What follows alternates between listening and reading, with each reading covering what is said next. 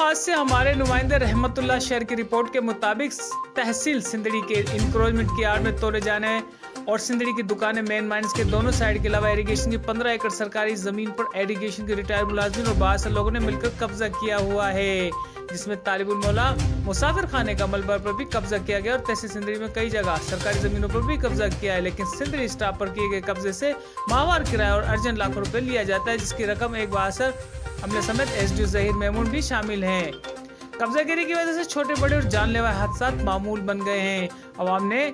Deputy commissioner Zainul Abidin और AC से मुतालबा किया कि कब्जा माफिया से सरकारी प्रॉपर्टी आजाद करवा के कोर्ट के हुक्म के मुताबिक फिर खाना पर कब्जा सबब बच्चे, औरतें और बूढ़े बच्चे बहुत परेशान, इस जगह पर वेटिंग रूम बनाया जाए।